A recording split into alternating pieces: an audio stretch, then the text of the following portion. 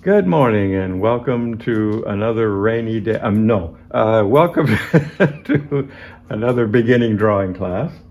To begin with, though, I wanted to mention one little thing, and that is, okay, here I have one of my pencil cases that I carry a lot of different pencils in, and but I usually keep an eraser in there as well, but it gets because of the graphite from the ends of the pencil, it gets all dirty very quickly. So I've started using this little plastic bag, put the eraser in there, and saves you a lot of trouble having to constantly clean your eraser.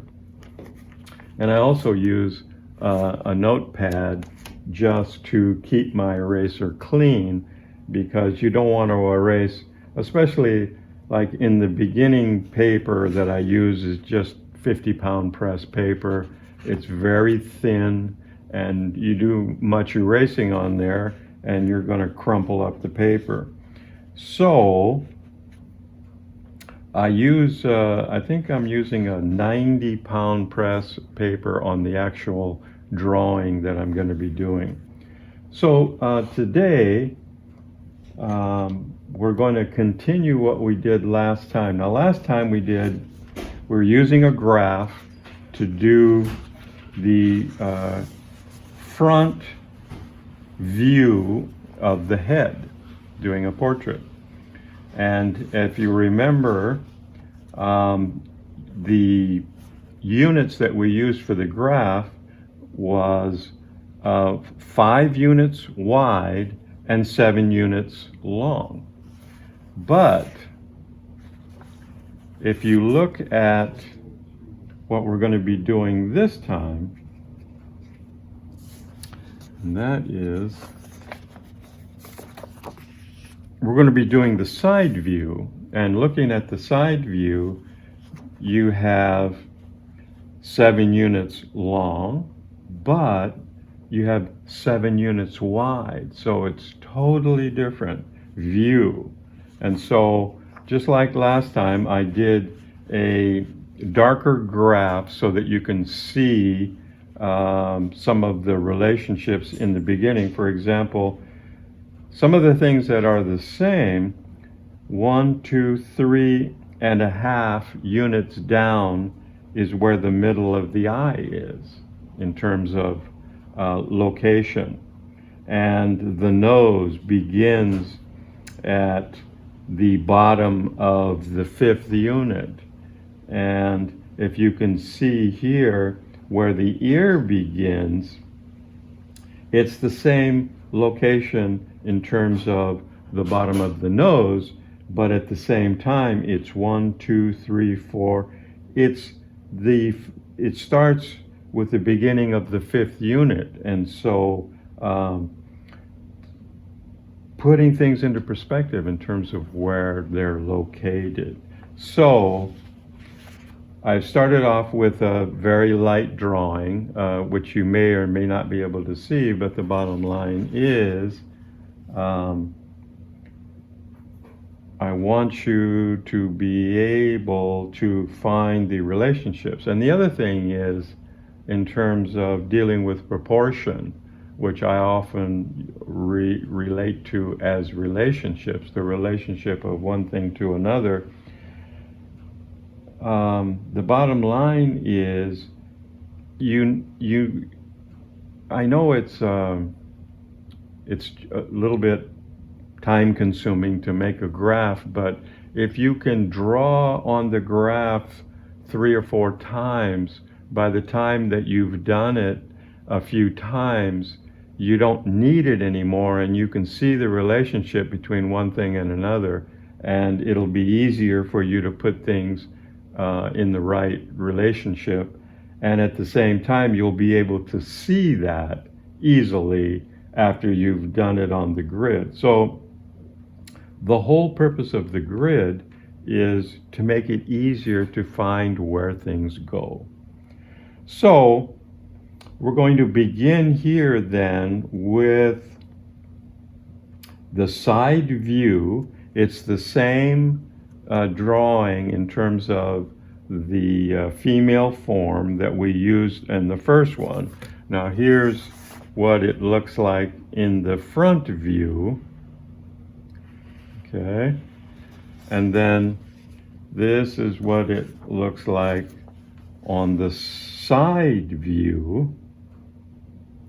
And then we're going to go ahead and draw that out. So where you're going to start is up to you. I'm going to start at the bottom of the nose just because that's a good place to start. So we're at the top of the 6th unit, or the bottom of the 5th unit, and we're about halfway in terms of where it's hitting the bottom of the 5th unit there. So we're going to start right here and almost to the end of the beginning unit 1, and then you're going up 1, 2, 3, 4. Now 3.5, just above 3.5 units is where this is going to begin to curve back the other way, right in here. See that? So this is where, that's 3.5 right there, and going in here to begin in the 2nd unit is where the eye is going to be located. Whether or not you can see the light drawing that I have there, I don't know. But so I'm going to go ahead. So we're going to go up to the top of the head. Now, if you go in 1, 2, 3, units 4 and 5 is where the top of the head is going to be, right? So units 4 and 5. So that's right in here. Okay. So I'm going to use that as my guide right in the middle. 1, 2, 3, 4, and 5. So right at that peak where units 4 and 5 come together, I'm going to come around for the head, the skull, and then I want to go ahead and go around, and then if you go down then 1, 2, 3 units, between 3 and 4 over here is where the skull, you can see right here, where this back of the skull is. So I'm going to go ahead and draw. So it's, you know, everybody's skull is different, of course, and everybody's, you know, whether it's perfectly symmetrical or, but we're not concerned about individual skulls right now. We want to get the basic proportions and the relationships between one thing and another. We want to get those accurate. So basically 1, 2, 3 at 3, and right in the middle of 1, 2, 3 is basically the back of the skull. And then when you come down into the neck area right in here, you'll see this is unit 7, and so at the end almost of unit 6 you can end up with the back of the neck, okay, right here. So here's the end of unit 6. So curving not quite up to the middle of unit 6, and then a natural curve back up to the skull. So So that's a good start right there. Then I'm just going to come over here to the very bottom of unit 7. We got 1, 2 units in, and then just a little bit inside is where the front of the neck is going to be. So I'm going to start with the chin, where it's going to be right on the bottom here of unit 7, right across. And then let's say, so here's halfway. So the lips are going to be right close into that, not quite to the halfway unit, and that's going to be up here between, now the bottom of the nose is, we'll call it the top of unit 6 here. In between there is going to be your lips, and then down in the last area is going to be your chin. So the chin is going to be right in here. And then right at the top of unit 7 is where you're going to curve to the bottom lip, which is a little bit larger. And then it goes back beyond the beginning of the second unit, and then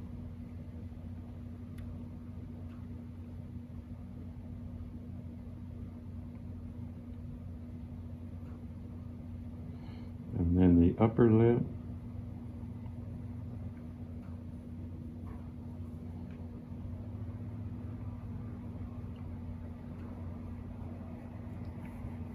Okay.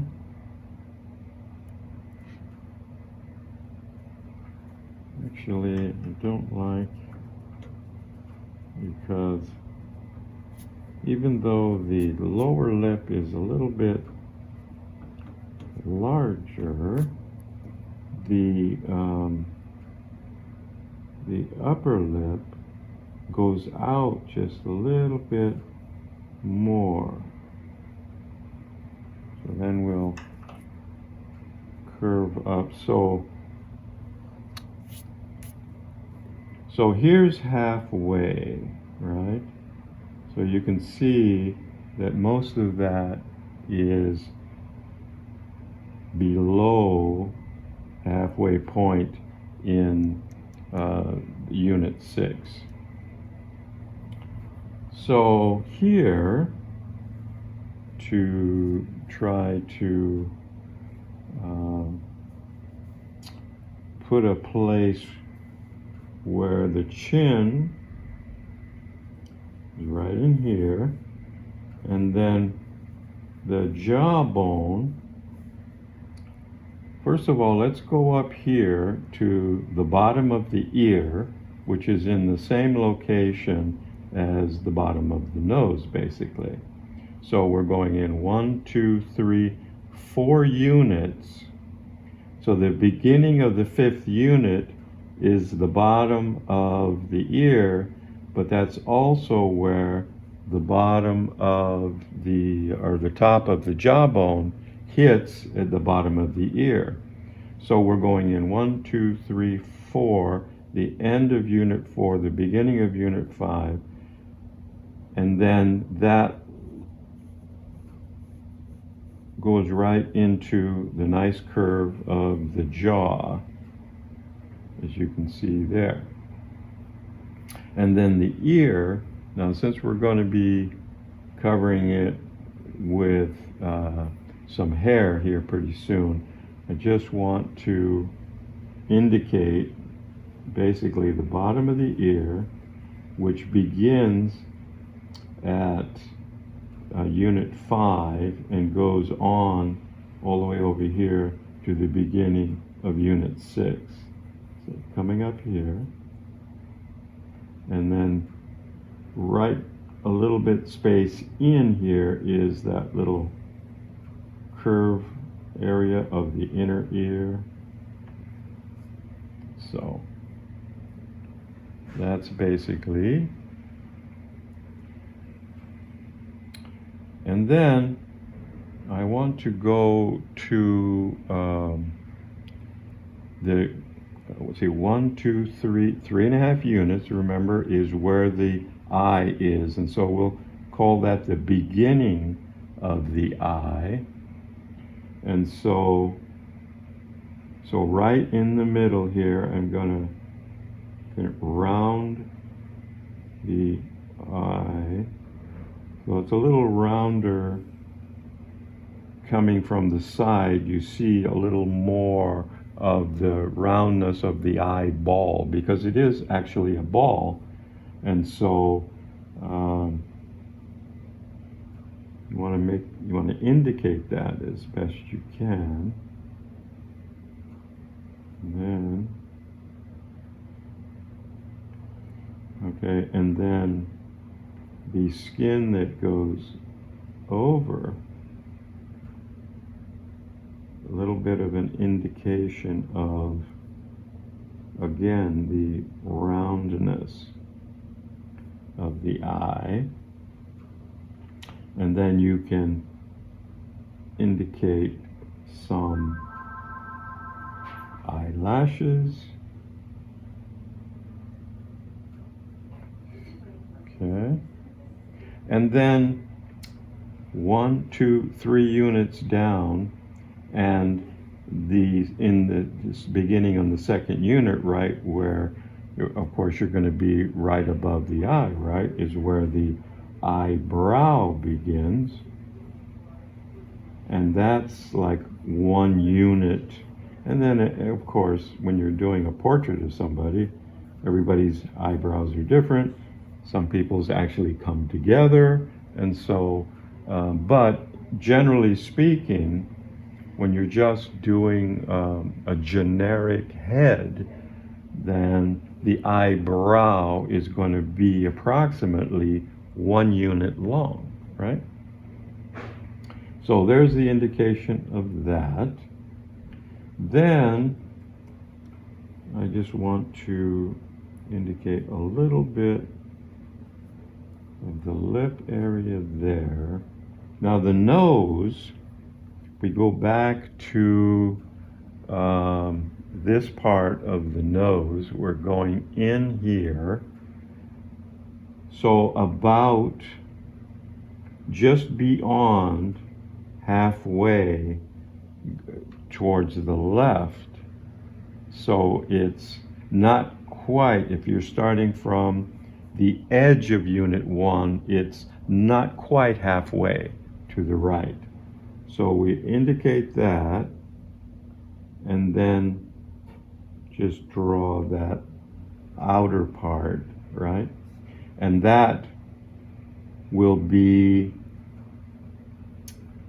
a little bit in from the end of the first unit, okay? So you can see that. Now the grid, okay, let me put that out here so you can see where that is just not quite halfway, and then you've got this space here between the end of unit 1 in terms of where that goes. So okay, and so basically then you have the skull, the nose, the mouth, the chin, the ear. You've got the eye and the eyebrow. So you have everything proportionately where they should be. So then basically just to, even though I'm going to leave the skull in there, I want to indicate some hair here. So beginning actually just into the second unit, but unit 1 over here, and here again it depends on the individual too, whether their hair recedes, or there's so many indications of what and where things are going to be, but generally speaking, okay, we're just going to, she has a lot of hair, and so in this area is where we're working now, right in here, and then coming down.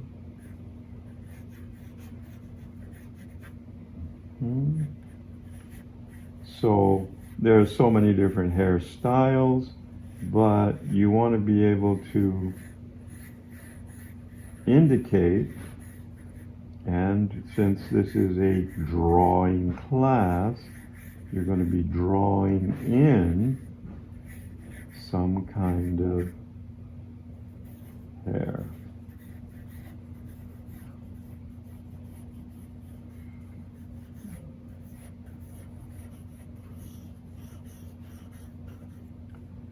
So around here, we can do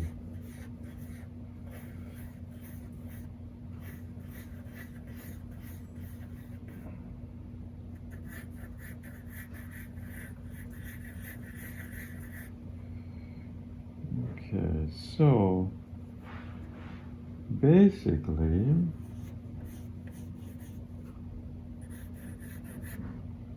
I have pretty much what I'm looking for. So now I want to eliminate some of the grid on the face here, just so that you can get a little better indication of what it's going to look like if you weren't using a grid. But it's a wonderful way of, beginning, and because for a lot of people, doing heads and bodies is another good way to do the human body. But the key is, if you do this a few times, you'll begin to see the relationships between one thing and another. And by doing that, it'll be easier for you to do it without the grid. Now, I mentioned last time that in the studio system way back, during the Renaissance, they used the grids to, it was like like our system today for unions and people who learn how to learn a skill, whether it's plumbing or carpentry or whatever, and they use the system to step by step learn what you're learning. And learning how to draw, that's a system that they used that was very effective, using a grid. So basically then that's what we're looking at. And so if you can do that a few times, we've got the front drawing, we've got the side drawing, and so if you can do that a few times with a grid, you'll find that it'll be a lot easier for you to draw it freehand, and your proportions, if they're off, you'll be able to recognize that much easier, having done it where things go. Okay, so that's all for today. Thank you for joining me, and happy drawing.